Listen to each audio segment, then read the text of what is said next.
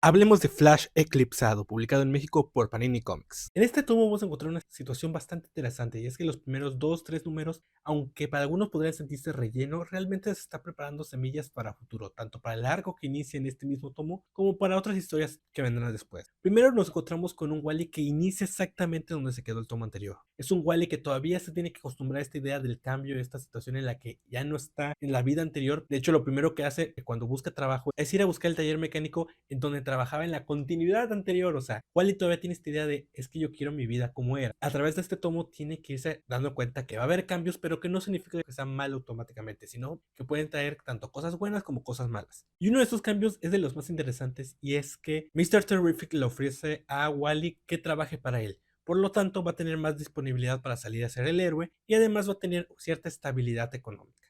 Y al mismo tiempo que vemos a Wally acostumbrarse a esta nueva situación y estos cambios en su vida, vamos a tener momentos muy bonitos donde vemos su interacción con otros personajes, tanto villanos como héroes.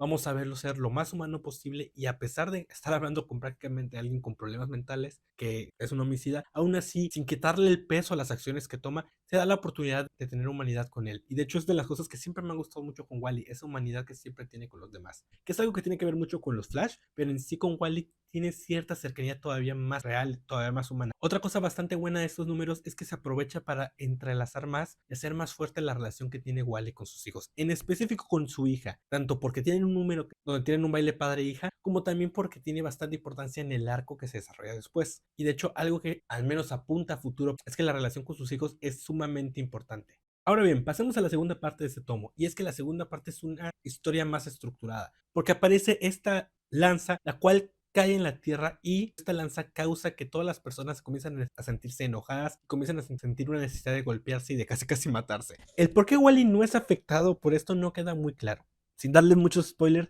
te dan a entender que tiene que ver con un poder superior. Yo, de hecho, durante varias partes de la historia pensé que tenía que ver con la Speed Force, porque ya en un número anterior, en el número donde Wally está con su hija, te dan a entender que a ellos no les afecte cosas que normalmente le afectan a otras personas. Por ejemplo, mientras que todos los demás quedaron dormidos por una especie de niebla morada, aquí primero pareciera hacer eso, pero después aparece otro personaje para darle un sentido más espiritual. Pero no quiero arruinarles el momento, porque de hecho es muy bonito el final de esta historia. Wally es llevado por Doctor Fate, y Doctor Fate le dice: necesito tu ayuda.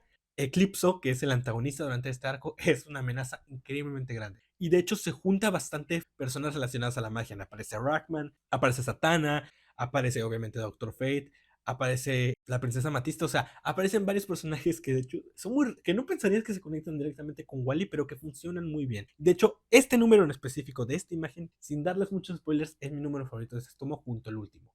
Este en específico me encanta por lo creativo que es. Porque de repente tenemos un cambio de perspectiva en las páginas donde se mantiene la forma vertical, pero la historia está pasando de manera horizontal mientras pasan por portales. De repente tenemos rompimiento de la cuarta pared, como pasa al inicio de la historia. De hecho, durante todo el número hay una dinámica interesante con el lector, en el cual hay una implicación personal. Incluso el cómic te obliga a tener que releer para encontrar ciertos elementos, y te da una satisfacción enorme cuando lo haces. Y no quiero decirles más de la trama de Eclipso, porque de hecho es una trama bastante sencilla.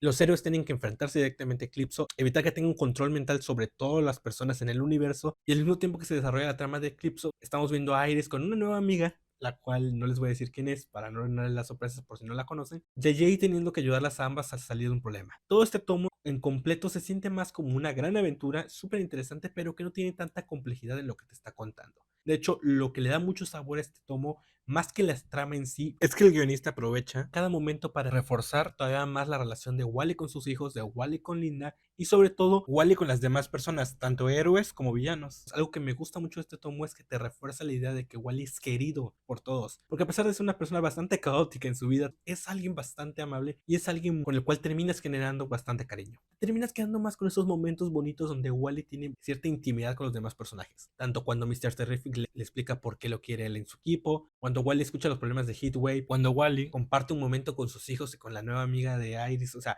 cuanto más brilla este cómic, que de por sí lo hace muy bien en cuanto a contarte una historia de gran calidad, es cuando los personajes interactúan. Son graciosos, son divertidos, y en pocas palabras no puedo decir nada más de la historia que no sea, de verdad está muy bien hecha, y es sumamente divertida y sumamente creativa. En ningún momento te aburres, en ningún momento te chocas, y aunque es un tomo choncho porque tiene 8 números, te lo devoras. Ahora bien, hablando un poco del arte, debo decir que me encanta en general. Quizás ese estilo medio realista, medio caricaturesco, a algunos no les convenza del todo. A mí personalmente sí me gusta, y eso es porque el dibujante sabe narrar, y eso es algo que se nota, tanto en estos momentos en el que sabe jugar con el enfoque en el rostro de Wally para transmitir diferentes sensaciones, a pesar de que no cambia demasiado la perspectiva que está teniendo cada panel, como también sabe hacer muy bien los momentos de acción. Sabe reflejar la velocidad, sabe reflejar la agilidad que debe tener un Flash, como también sabe reflejar el impacto que cada golpe debe tener en una historia de acción. Y si a todo eso le añadimos que tiene una gran creatividad en cuanto a composición, y ni se diga de la creatividad tan grande que tiene el dibujante para cuestiones como la perspectiva, el jugar con cómo se narra y que aún así se entienda. El único problema que yo tenía durante la lectura es que en algunos momentos sentía que no quedaba tan claro hacia dónde corría Wally o cuál era la dirección de sus movimientos. Pero tras hojearlo para iniciar esta reseña me di cuenta que el problema